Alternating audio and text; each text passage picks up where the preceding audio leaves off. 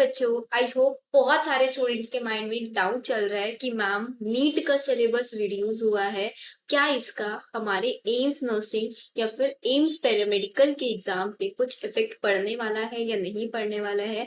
अब मैम हम लोग नीट के लिए भी प्रिपेयर कर रहे हैं, एम्स नर्सिंग के लिए भी प्रिपेयर कर रहे हैं, क्या हम नीट का रिड्यूस सिलेबस करें सिर्फ, या फिर एम्स नर्सिंग के लिए हम लोगों को पूरा सिलेबस करने की नीड है। तो अगर ऐसे डाउट आप लोगों के माइंड में चल रहे हैं, then this is the best video. इस वीडियो के अंदर आप लोगों के सारे डाउट्स मैं क्लियर करने वाली हूँ, तो वीडियो को एंड तक जरूर देखना। अगर आप लोग चैनल पे आज नए हो तो चैनल को सब्सक्राइब जरूर करना, बिकॉज आप लोगों को मेन एंट्रेंस एग्जाम जैसे कि आपका NEET, AIIMS nursing, BSc nursing, सारे एंट्रेंस एग्जाम की इन्फॉर्मेशन सेम चैनल पे मिलने वाली है। एंड बेल आइकन को जरूर प्रेस कर देना सो दैट आप लोगों के लिए कोई भी नोटिफिकेशन मिस ना हो। Will start the video. तो सबसे पहले हम लोग स्टार्ट करते हैं हमारा कि एग्जैक्टली कौन कौन सा सिलेबस है, कौन कौन से चैप्टर्स हैं जो एनएमसी ने एग्जैक्टली डिलीट कर दिए हैं, उसके बारे में हम लोग थोड़ा सा एक बार देख लेते हैं। सो बच्चों, this is the syllabus. If you have this PDF तो आप इस पीडीएफ से अपने एनसीईआरटी बुक से मैच भी करके देख सकते हैं कि एग्जैक्टली आप लोगों के कौन कौन से चैप्टर्स ऐड हुए हैं, कौन सा चैप्टर डिलीट हुआ। एग्जैक्टली ऐड तो कुछ हुआ नहीं है, हाँ कुछ टॉपिक्स हैं एक दो चैप्टर्स में जो नए ऐड ऑन हुआ है, जिसको हम लोगों को अच्छे से कवर अप करना है। तो मैं आप लोगों को यहाँ पे एक बेस्ट अप्रोच बताने वाली हूँ, जिस अप्रोच के थ्रू आप लोग अगर नीट एग्जाम को टारगेट कर रहे हैं तो नीट एग्जाम भी आप क्रैक कर सकते हैं, as well as if you are only preparing for AIIMS nursing तो आप उसको भी चेक कर सकते हैं। ठीक है, तो सबसे पहले एक चीज आप लोग देखें, अगर मैं आप लोगों को, मैं अभी आप लोगों को यहाँ पे बायोलॉजी के लिए बता रही हूँ, इफ यू ऑल वांट तो सेम चीज आप लोग फिजिक्स और केमिस्ट्री के लिए भी अप्लाई कर सकते हैं। अगर आप लोगों ने इस पीडीएफ को अच्छे से देखा होगा तो आप लोगों को पता है कि हमारे पास केमिस्ट्री में नंबर ऑफ चैप्टर्स डिलीट हुए हैं, बट हमारे पास फिजिक्स में इतना ज्यादा डिफरेंस नहीं आया। ठीक है, तो फिजिक्स में हम लोगों को कोई ज्यादा प्रॉब्लम नहीं होने वाली है। मेनली जो प्रॉब्लम बच्चों को होगी वो आपका केमिस्ट्री में आने वाली है। तो बायो में अगर हम बात करें 11th एंड 12th दोनों के लिए, तो 11th से भी हमारे 3 चैप्टर डिलीट हुए हैं एंड 12th से भी हमारे 3 चैप्टर डिलीट हुए हैं। 11th से कौन कौन सा चैप्टर डिलीट हुआ है, you all know very well. Transport in plant chapter delete हुआ है सबसे पहले। द सेकेंड वन आप लोगों का मिनरल न्यूट्रिशन एंड आपका डाइजेशन एंड एब्जॉर्प्शन, जो कि न्यू एनसीईआरटी में भी नहीं था। इतने दिनों से ट्रेंडिंग चल रहा था कि आप लोगों का नई एनसीईआरटी फॉलो होगी या फिर पुरानी एनसीईआरटी फॉलो होगी। तो अब एनएमसी ने एग्जैक्टली ये चीज बता दिया कि भाई नई पुरानी के बीच में मत लगो, सिलेबस देखो। अब बहुत सारे बच्चों को ये भी डाउट है कि मैम नीट एनएमसी कंडक्ट कराएगा या एनटीए कंडक्ट कराएगा। इसकी भी क्लियरिटी मैं आप लोगों को दे देती हूँ बच्चों। एनटीए कंडक्टिंग बॉडी है जो एग्जाम बनाता है, कराता है, एग्जाम सेंटर्स फाइनलाइज करके देता है। सिलेबस बताना एनएमसी का काम है, एनएमसी का काम है सिलेबस बताना, एनटीए का काम है पेपर बना के पेपर कराना। इस चीज को आप क्लियर रखिए। एनएमसी पेपर सिलेबस देता है, एनटीए उस पेपर उस सिलेबस के अकॉर्डिंग पेपर बना के दे देता है, पेपर कंडक्ट करा देता है। ये है NTA is a conducting body, तो पेपर एनटीए ही कंडक्ट कराएगा। एनएमसी ने सिलेबस को बना के दे दिया है कि भाई दिस इज द सिलेबस, इस सिलेबस के अकॉर्डिंग आप लोग पेपर कंडक्ट करा। ठीक है, अब बात आई हमारे पास नीट एग्जाम का डेट अनाउंस हो चुका है 5th ऑफ मई। ठीक है, और अगर हम बात करें हमारा एम्स नर्सिंग एग्जाम का, तो एम्स नर्सिंग एग्जाम हमारे पास होता है जून में। होता है नहीं होता है जून में, इस बार भी जून में था and most probably next year भी आपका ये जून में ही होने वाला है। तो मई से लेके जून तक एटलीस्ट 1 महीने का टाइम गैप होता है हम लोगों के पास। तो हम क्यों ना ऐसा कर ले, क्यों ना हम लोग ऐसा कर ले कि हम लोग अभी सिर्फ और सिर्फ डिलीटेड सिलेबस कर लेते हैं, मतलब सिर्फ और सिर्फ जो नया सिलेबस बन के आया है उस सिलेबस को कर लेते हैं। बताओ होगा या नहीं होगा? उस सिलेबस को हम कर लेते हैं, बाकी हमारे कितने चैप्टर बच जाता है, सिर्फ 6 चैप्टर बच जाता है। बायो के बता रही हूँ बेसिकली, सिर्फ 6 चैप्टर बच जाता है। तो इन 6 चैप्टर्स को हम एक बार पढ़ के छोड़ देते हैं। और आई होप बच्चों ने इन सारे चैप्टर्स को, because digestion, absorption, transporting plant, mineral nutrition, these are the chapter जो मैं पढ़ा चुकी हूँ अपने बच्चों को। एंड अब किसी भी ऑर्गेनाइजेशन से, किसी भी इंस्टीट्यूट में अगर आप पढ़ रहे हैं तो वहां पे भी आप लोगों ने चैप्टर पढ़ लिए होंगे, नोट्स आपके पास होंगे। सिर्फ इतना करना है कि इन चैप्टर्स को बार बार रिवाइज नहीं कर लेना है।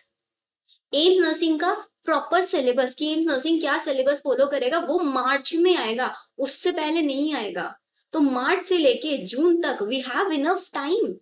हम जो ये डिलीटेड वाला पार्ट हम छोड़ेंगे उसको हम मार्च के बाद कर ले, फिर हम लोगों को रिग्रेट नहीं रहेगा कि मैम अब तक बच्चे बोल रहे हैं मैम हम लोगों ने क्यों फालतू में कॉकरोच पढ़ा, हम अब तक कॉकरोच में लगे पड़े थे, हम सेंस ऑर्गन्स पढ़े जा रहे थे, अब डिलीट कर दिया, अब हमारा वेस्ट हो गया। वेस्ट नहीं मान के चलना है। अगर आपको लगता है पढ़ना, बिकॉज पढ़ना है बच्चों, लर्निंग इज अ फेस, जितना ज्यादा पढ़ोगे उतना ज्यादा अच्छा है, लेकिन इतना भी नहीं बहुत ज्यादा वास्ट पढ़ लो कि जो मेन एंट्रेंस एग्जाम में आना है उसी का प्रॉपर रिवीजन ना कर पाओ।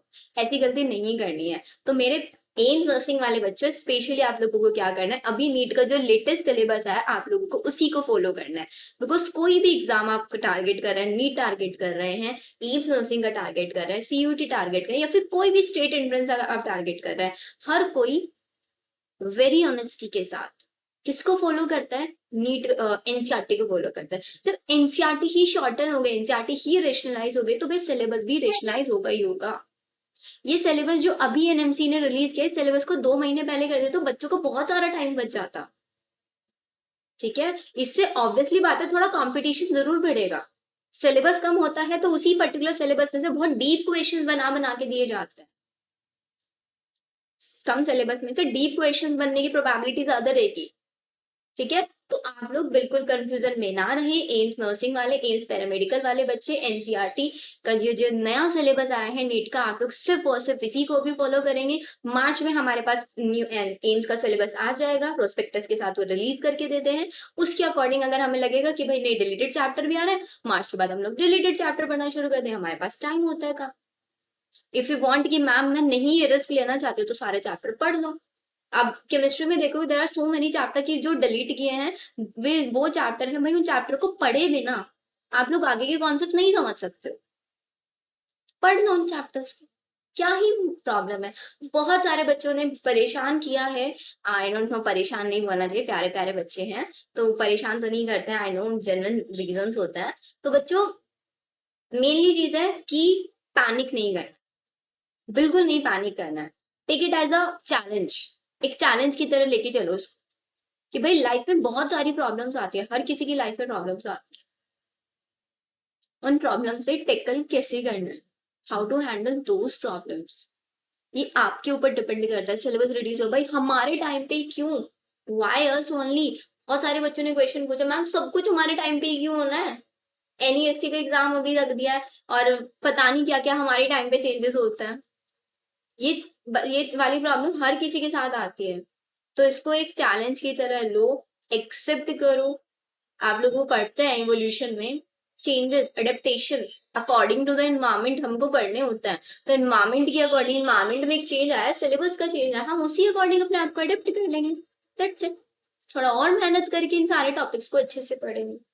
ठीक है बच्चों, तो टेंशन बिल्कुल नहीं लेना। एम्स नर्सिंग पैरामेडिकल वाले बच्चों को मैंने क्लैरिटी से बता दिया है आपको कौन सा सिलेबस फॉलो करना है। एंड आप लोगों को एक और चीज इन्फॉर्म है कि हमारा जो एम्स नर्सिंग का 2024 का बैच है, वो आपका स्टार्ट हो रहा है कब से, 16 से।